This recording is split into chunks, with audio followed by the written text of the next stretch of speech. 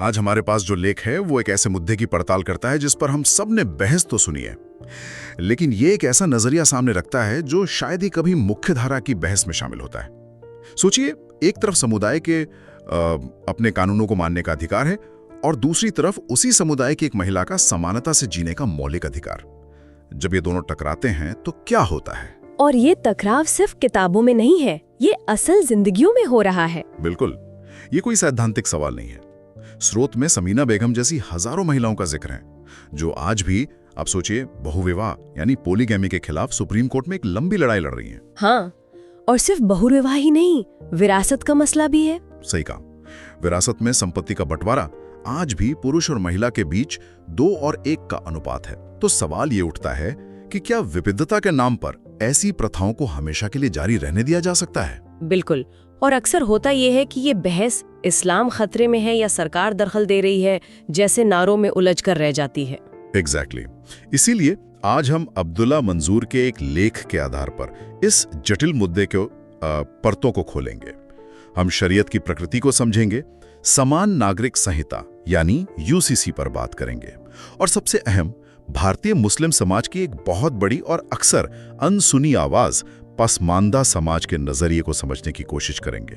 और हमारा मकसद यहाँ ये समझना है कि आखिर क्यों मुस्लिम समाज का एक बड़ा तबका यूसीसी को खतरे की तरह नहीं, बल्कि न्याय और समानता की ओर एक जरूरी कदम के रूप में देख रहा है। बिल्कुल, और इसमें जो सबसे दिलचस्प बात है, जो लेख भी बताता है कि ये बहस सिर्फ कानून की नहीं है, ये इतिहास, समाज और पहचान की गहरी परतों को खोलती है। हम ये देखेंगे कि जिसे अक्सर एक पत्थर की लकीर, एक दैवीय कानून कहा जाता है, क्या वो सच में वैसा है या समय के साथ इंसानी व्याख्याओं ने उसे अपने हिसाब से ढाला है? तो चलिए इसी बुनियादी सवाल से शुरू करते हैं। आम धारणा तो यही है ना कि शरीयत एक ईश्वरीय कानून है, इसे बदला नहीं जा सकता, लेकिन ये स्रोत इस धारणा को सीधी चुनौती देता है। हाँ, और ये समझना इस पूरी बहस की कुंजी है। स्रोत हमें याद दिलाता है कि जिसे हम इस्लामी शरीयत कहते हैं वो सिर्फ कुरान नहीं है। अच्छा। असल में इसके 4 मुख्य स्रोत हैं। पहला जाहिर है कुरान, दूसरा है सुन्नत यानी पैगंबर मोहम्मद के काम करने के तरीके, उनकी बातें। ठीक है, तो ये 2 तो दैवीय प्रेरणा से जुड़े माने जा सकते हैं, बाकी 2 क्या हैं? बाकी के जो 2 हैं वो पूरी तरह से मानवीय हैं।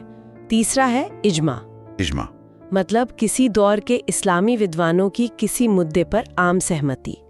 और चौथा है कयास, यानी तर्क और अनुमान के आधार पर किसी नई समस्या का हल निकालना। ओह अच्छा, तो जिसे हम शास्त्रीय इस्लामी कानून कहते हैं वो असल में कुरान के संदेशों और सदियों के दौरान अलग अलग न्यायविदों की मानवीय व्याख्याओं का एक मिश्रण है। मतलब ये कोई एक मोनोलिथिक किताब नहीं है। बिल्कुल नहीं। तो ये कहना कि इसमें इंसानी व्याख्या की कोई भूमिका ही नहीं है, ये ऐतिहासिक रूप से गलत है। सही बात है। और स्रोत एक और जरूरी बात की ओर इशारा करता है। समय के साथ इज्मा यानी विद्वानों की जो राय थी उसे गलती से पाक या इनफैलिबल मान लिया गया। अच्छा। इसका नतीजा ये हुआ कि इज्तिहाद मतलब स्वतंत्र रूप से सोचने और नई व्याख्या करने के दरवाजे वो लगभग बंद हो गए। एक तरह की बौद्धिक जड़ता आ गई। और लेखक का तर्क है कि आज इस जड़ता का सबसे बड़ा नुकसान पसमानदा समाज उठा रहा है। बिल्कुल, जिनकी जरूरतों और समस्याओं को पुरानी व्याख्याओं में कोई जगह ही नहीं मिली। ठीक है, तो सैद्धांतिक तौर पर यह बात साफ हो गई कि शरीयत में मानवीय व्याख्या की बहुत बड़ी भूमिका है और इसमें बदलाव की गुंजाइश हमेशा से रही है। लेकिन क्या इसका कोई ठोस ऐतिहासिक सबूत भी है? क्या कभी असल में ऐसा किया गया है? क्योंकि असली परीक्षा तो वही है। यहीं पर यह विश्लेषण बहुत दिलचस्प हो जाता है। स्रोत इस्लाम के शुरुआती दौर का ही एक बहुत शक्तिशाली उदाहरण देता है। ये घटना है साल 639 की, जिसे आम अल रमदा यानी राख का वर्ष के नाम से जाना जाता है। राख का वर्ष ये क्या था? उस साल अरब में एक भयानक अकाल पड़ा था। सूखा और भूखमरी, तबाही का आलम था। लोग जिंदा रहने के लिए कुछ भी करने पर मजबूर थे।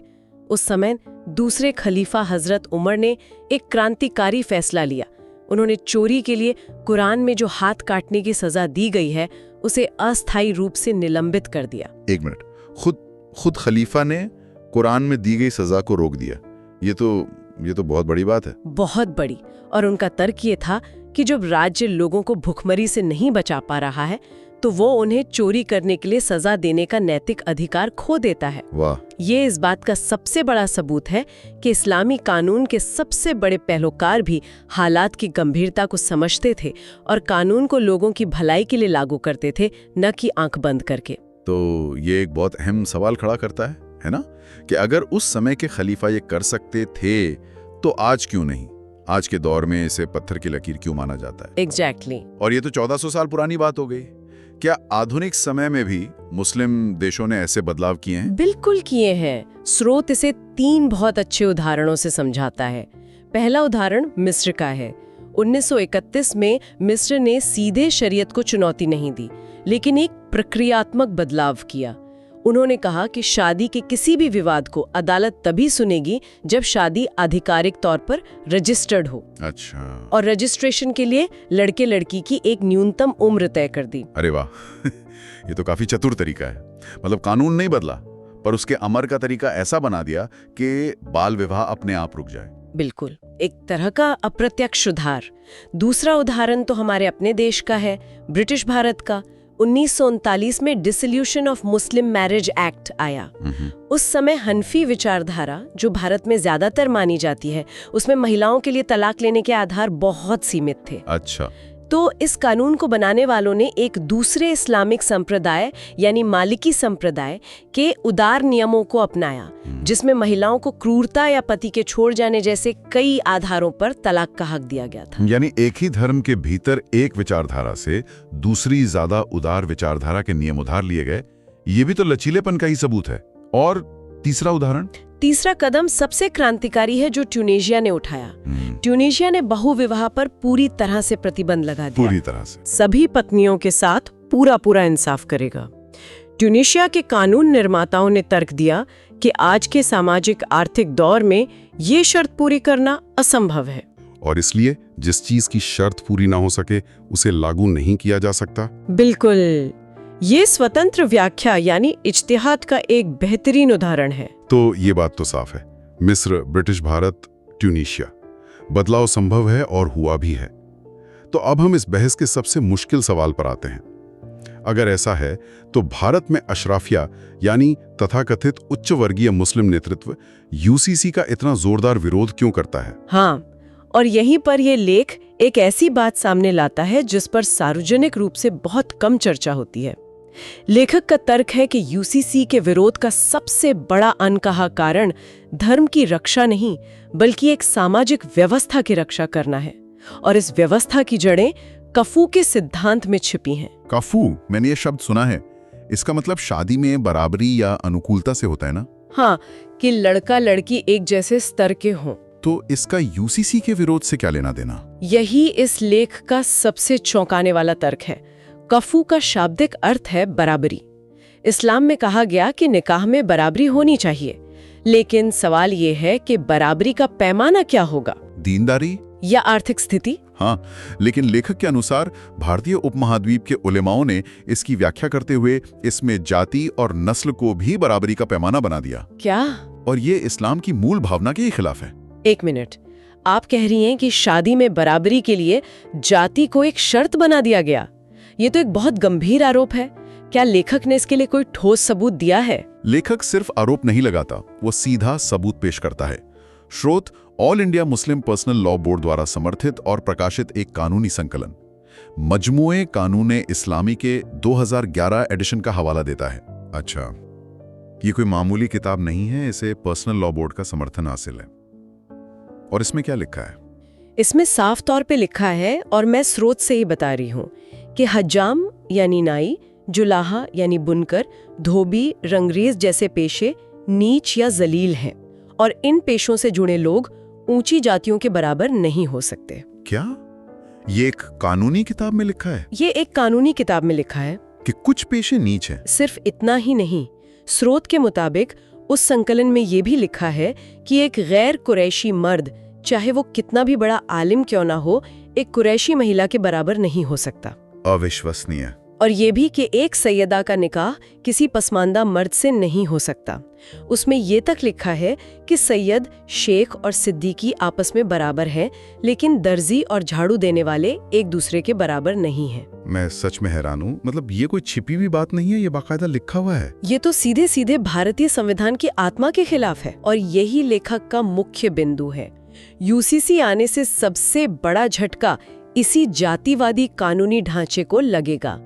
विवाह में जातीय श्रेष्ठता की ये कानूनी वैधता एक झटके में समाप्त हो जाएगी। तो लेखक का तर्क यह है कि यूसीसी का विरोध करने वाले अशराफ नेतृत्व को असल डर इसी सामाजिक हायरार्की के टूटने का है। हाँ, जिसे उन्होंने इस्लामी कानून का चोला पहना रखा है। अब जाकर पूरी तस्वीर साफ हो रही है।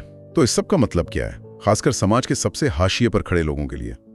ये लेख यूसीसी को पसमानदा महिलाओं के लिए सशक्तिकरण के एक साधन के रूप में प्रस्तुत करता है। निश्चित रूप से लेखक इसे एक सामाजिक और मनोवैज्ञानिक सुरक्षा कवच के रूप में देखता है। चलिए इसके वास्तविक असर को देखते हैं। निकाह हलाला और बहुविवाह जैसी जो अपमानजनक प्रथाएं हैं, उन पर कानूनी रोक लगेगी। हाँ, ये प्रथाएं महिलाओं को एक वस्तु की तरह देखती हैं, उनके सम्मान को ठेस पहुंचाती हैं। और विरासत में बराबर हिस्सा मिलना, ये सुनने में एक साधारण कानूनी बदलाव लगता है, पर पसमानदा महिलाओं के लिए, जिनकी आर्थिक स्थिति पहले से ही बहुत कमजोर होती है, इसका असल जिंदगी में क्या मतलब होगा? इसका मतलब जमीन से जुड़ा है। इसका मतलब है कि उनके पास एक आर्थिक सुरक्षा होगी। सोचिए, एक महिला जिसके पास अपनी संपत्ति है, वो अपने बच्चों की पढ़ाई के लिए पैसा खर्च कर सकती है, वो किसी मुश्किल हालात में अपने पैरों पर खड़ी हो सकती है, या शायद अपना छोटा मोटा काम शुरू करने की हिम्मत जुटा सकती है। ये सिर्फ पैसा नहीं है, ये आत्मनिर्भरता है, सम्मान है और फैसले लेने की ताकत है। बिल्कुल। और शिक्षा का पहलू भी है। स्रोत जिक्र करता है कि पसमानदा बस्तियों में आज भी बहुत कम उम्र में लड़कियों की शादियां कर दी जाती हैं। हाँ, और यूसीसी के तहत विवाह की एक न्यूनतम आयु अनिवार्य हो जाएगी, जो सब पर लागू होगी। इसका सीधा मतलब है कि लड़कियों को स्कूल कॉलेज पूरा करने का मौका मिलेगा। ये एक पूरी पीढ़ी को बदल सकता है। महिलाओं को उलेमाओं के मनमाने फतवों के खिलाफ कानून का संरक्षण मिलेगा। जब आपके पीछे कानून खड़ा होता है, तो आप अन्याय के खिलाफ बोलने का साहस भी छुटा पाते हैं। सही बात है। तो लेखक का तर्क ये है कि भारत में जब भी मुस्लिम समाज के भीतर से सुधार की आवाजें उठी हैं, उन्हें हमेशा अशराफ राजनीति और वोट बैंक की मजबूरियों के चलते दबा दिया गया है। शाहबानों के मामले से लेकर आज तक यही होता आया है। हाँ, और इसीलिए लेखक एक बहुत जरूरी बात कहते हैं। वो ये नहीं कह रहे कि सरकार जो यूसीसी का मसौदा लाएगी वो एकदम सही होगा। उनका कहना है कि प्रस्तावित कानून के मसौदे पर बेशक खुलकर बातचीत हो, उसमें सुधार की गुंजाइश तलाशी जाए, उसे और बेहतर बनाया जाए। हाँ, लेकिन इस विचार को सिरे से नकार देना पसमानदा समाज, खासकर पसमानदा महिलाओं के भविष्य के साथ एक ऐतिहासिक विश्वासघात होगा। तो संक्षेप में कहें तो ये स्रोत यूसीसी की पूरी बहस को ही पलट देता है। ये तर्क देता है कि पसमानदा समाज के लिए ये लड़ाई धर्म बनाम धर्मनिरपेक्षता की है ही नहीं, ये सामाजिक न्याय बनाम सदियों पुराने सामाजिक भेदभाव की लड़ाई है। बिल्कुल, ये पूरी बहस को एक नए और बहुत जरूरी नजरिए से देखने पर मजबूर करता है। ये हमें दिखाता है कि जिन्हें हम धार्मिक मुद्दे समझते हैं, उनके भीतर अक्सर गहरे सामाजिक और जातिगत हित छिपे होते हैं। सही है। और लेखक अपनी बात एक बहुत ही विचारोत्तेजक विचार के साथ खत्म करते हैं। वो कहते हैं कि अब समय आ गया है कि मजहबी पहचान के ऊपर संवैधानिक नागरिकता को प्राथमिकता दी जाए। ये एक बहुत बड़ी बात है, संवैधानिक नागरिकता को पहली जगह देना। हाँ, और ये हमें एक मुश्किल लेकिन जरूरी सवाल के साथ छोड़ जाता है, जिस पर हम सबको सोचने की जरूरत है। एक विविधतापूर्ण समाज में किसी समुदाय की अपनी प्रथाओं के संरक्षण की सीमा कहाँ समाप्त होती है और एक व्यक्ति की गरिमा, स्वतंत्रता और समानता के मौलिक अधिकारों की रक्षा करने का राज्य का कर्तव्य कहाँ से शुरू होता है। और ये सिर्फ एक कानूनी सवाल नहीं है, बल्कि गहरा नैतिक और दार्शनिक सवाल है, जिसका जवाब ही भारत के भविष्य की दिशा तय करे।